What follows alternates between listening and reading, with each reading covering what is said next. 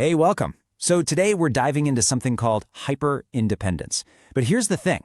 We're not going to talk about it like it's some kind of personal flaw. We're going to look at it for what it really is, a powerful and honestly, often necessary survival strategy. Think of it like a suit of armor you had to build piece by piece, and you might not even realize you're still wearing it. So let's take a closer look at what that armor is made of, and maybe, just maybe, why it might be time to gently set it down. This quote, wow, it just gets right to the heart of it, doesn't it? It's that voice so many of us have in our heads, this powerful belief that real strength means you go it alone. And asking for help? Well, that's just the ultimate weakness. But the real question is that belief actually helping us, or is it holding us back? And that idea right there, that needing other people is a weakness. That's exactly where we draw the line. It's the difference between healthy strength and just being stuck in a draining, exhausting survival mode.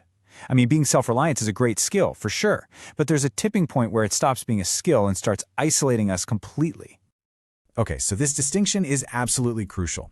Healthy independence is flexible, It's about being able to stand on your own 2 feet and connect with others. Hyper-independence, on the other hand, is rigid, it's compulsive. It's really driven by this deep-seated fear that if you rely on anyone, you're just going to get hurt. And it leaves you completely exhausted from trying to carry every single burden all by yourself. And this is the most important thing I want you to take away today. Hyper-independence is not who you are. It's not a personality flaw. It's that suit of armor we were talking about, and it was forged in the fire of an environment where you had to protect yourself. It was never a choice. It was a necessity. So let's dig into that a little bit. Why was that armor forged in the first place? Because when we can actually understand the origins of this intense self-reliance, we can start to replace that harsh judgment with some much-needed compassion. We can see these patterns for what they really are, incredibly powerful adaptations. One of the primary causes is something psychologists call parentification. This is basically where a kid has to become the adult in the room. You learn really early on that your value, and sometimes even your safety, is all tied up in what you can provide for others, whether that's emotional support, physical care, or even helping out with money. And this parentification doesn't just happen in a vacuum. It's a direct response to some serious instability. We're talking about things like a parent's mental illness, substance abuse in the family, constant conflict, or just immense financial stress. When the caregivers are overwhelmed, a child often has to step in to fill that void, and they learn to push their own needs way down in the process. And this is the core belief that gets wired into you from all those experiences. When the world around you feels unpredictable and the people you're supposed to count on are inconsistent, your nervous system learns a very simple, very powerful lesson. Control equals safety. And the ultimate form of control?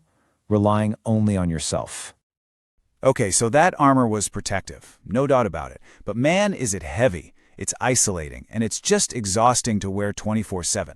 So how do you know when it's not really serving you anymore? Let's look at some of the really common signs that the armor is starting to crack under all that pressure. Think about this for a second. Do you have that nagging little voice in your head that screams at you if you try to relax, telling you you're being lazy? This also shows up as this intense fear of failure, or this deep belief that if you don't do everything perfectly, the whole world is going to fall apart. It's this relentless drive that, let's be honest, almost always leads to burnout. So what's going on here? The psychology behind this is what's called an approval-seeking schema. Basically, if you learned as a kid that your value was tied to your accomplishments and what you could do for other people, then rest literally feels dangerous to your nervous system. Your self-worth isn't just about who you are, it's completely tethered to your productivity. How about this one? That horrible knot in your stomach at the very thought of asking for help. This usually goes hand in hand with automatically saying, "No, I'm fine," when someone offers to help, even when you're clearly struggling.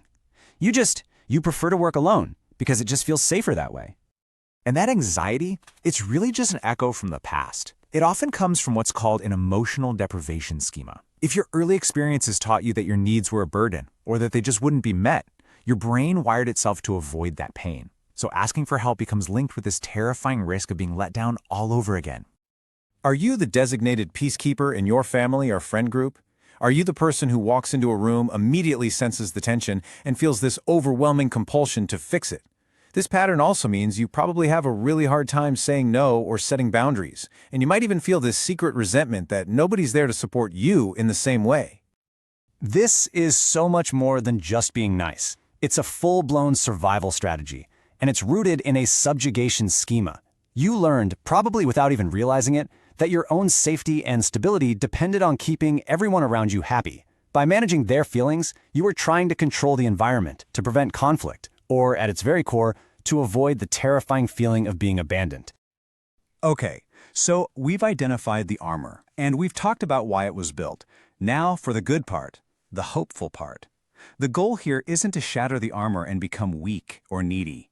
It's about learning how to unlatch it piece by piece so you can create a more flexible, a more resilient, and a much more connected way of living. Let's be really clear about this. This whole journey isn't about trading your strength for weakness. It's about expanding your definition of what strength even is. It's about realizing that strength also includes the ability to receive. Interdependence, it's this beautiful balance where you can absolutely stand on your own 2 feet, but you also know deep down that it's safe to lean on others sometimes. And the path to get there is actually pretty manageable. It all starts with just noticing, just becoming aware of these patterns without beating yourself up over them. Then you start with tiny, low-stakes experiments. And finally, you start to bring these new skills into the relationships that really matter to you. It's a process, not an overnight fix.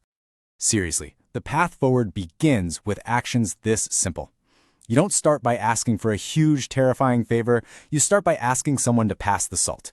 You schedule just 15 minutes to do absolutely nothing productive. These tiny experiments are how you begin to retrain your nervous system. You're teaching it, slowly and gently, that it's finally safe to rest and to receive. I love this quote because it captures the new mindset perfectly. This belief that all dependence is bad, that's a myth. And it's a myth born from painful experiences. This journey is all about discovering that there's a good kind of dependence, one that's built on mutual trust and care. And that, right there, is the true foundation of connection. So, let's end on this thought. Your armor, it got you here. It absolutely ensured your survival. And there is no shame in that. In fact, it deserves to be honored. But survival isn't the same thing as thriving. So the question to ask yourself now is, if you gently begin to unlatch that armor, what new possibilities for connection, for rest, and for genuine joy could you start to build?